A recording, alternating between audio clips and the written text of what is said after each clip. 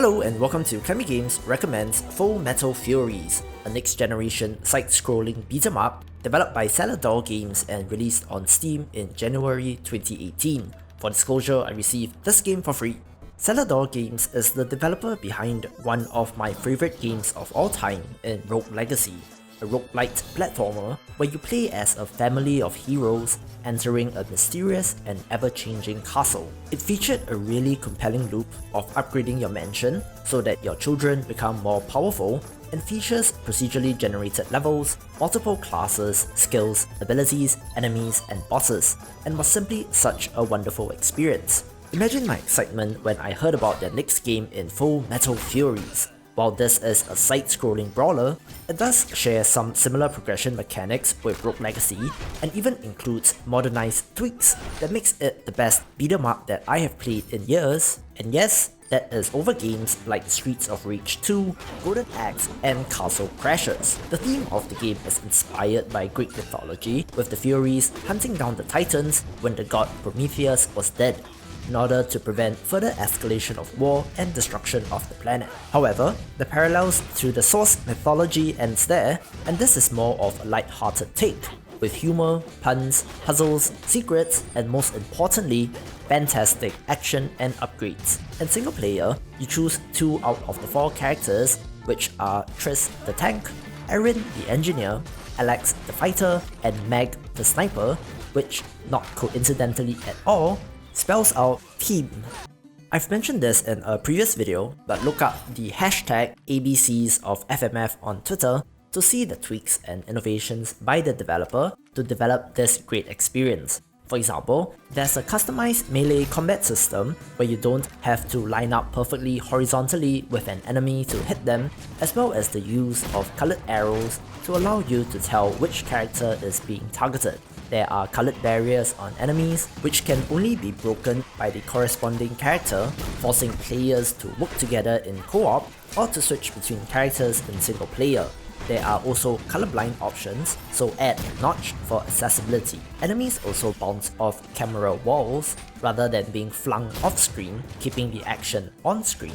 And there are also attacking combos that you can create based on the skills and abilities of your characters. In terms of controls, we have a basic attack which can be spammed, a strong attack such as Alex's Whirlwind or Triss's Shout, which will be on a cooldown when used, a secondary ability such as a counter attack which damages enemies when pressed at the right time, or the shield to block incoming damage. And finally, a defensive ability that allows you to get away from enemies, such as jumping, rolling, or getting out of the way with a grappling hook.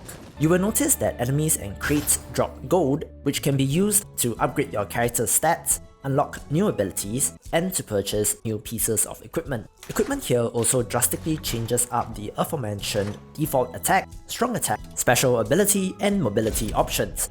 For example, the Jordanian slippers on the fighter changes her jump. The default version is simply a little hop that allows her to get away from enemies, but the version with the slippers results in a massive explosion when she lands. A hammer upgrade also allows her to inflict burn on enemies, causing damage over time, and it was tweaks like this that made me want to collect and experiment with all of the equipment.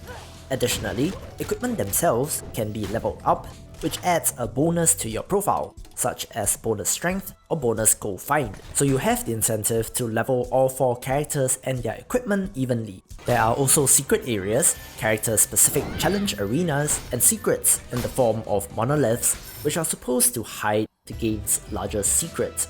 I also stumbled upon an ancient supercomputer where I could have input a passcode if I knew what it was. Definitely plenty to explore, which makes it all the more compelling. The writing is pretty good, with enjoyable characters, and thus far my favorite has to be the first boss, Titan Wavebreaker Menoetius, a minotaur with a penchant for working out and flexing. There was an instance where he ran out of poses and thus had to end the conversation, but the Furies were even wondering why they could see his poses when he was communicating through the radio set. There are also quirky puns, such as small minotaurs named Minitaurs, which was not only due to their size, but was also because they wielded miniguns. One minor complaint is that due to the volume of enemies and the action on screen, I was having trouble finding a use for the sniper in single player since her shots needed to be aimed and she would be stuck in place reloading after firing off said shot. She did really shine in co-op though, so that was pretty fun. Overall, Full Metal Furies is a fantastic beat 'em up, taking the genre forward with the clever tweaks made. The progression and unlocks were so compelling, with a large variety in enemies and scenarios. Add to this excellent writing and action, and you have yourself a strong contender for one of the best games of the year. Anyway, that will do it for this video. Thank you for watching. Please subscribe to keep up with the best indie games, and I will see you in the next video.